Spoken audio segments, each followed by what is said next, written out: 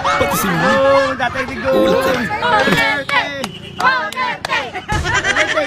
Ako sa gobyerno, yung palengkera ng palasyo nakakaawa din. Kasi apparently, wala siyang access sa presidente niya. May sasabihin siya, pagkatapos may sasabihin, iba na. Kakaawa din sila.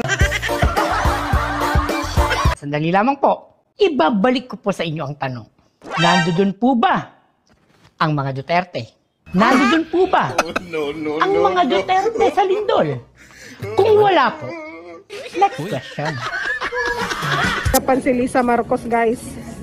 Ito siya. Hoy, Lisa! Nandyan ka lang pala. Akala ko nasa LA ka.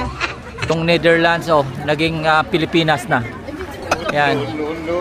Nagiging Pilipinas na yung Netherlands. Ito naman. Oh, yan. Uy.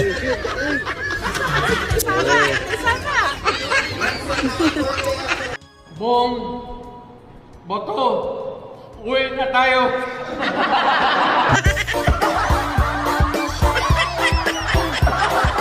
Ni Abi Binay. Magaling po na abogado yan. Alam niyo po si Abi Binay, yan ang kasama katabi ko.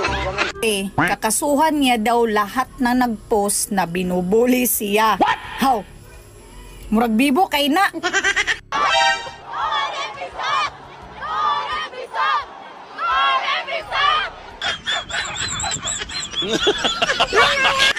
Dagan kita mga priso.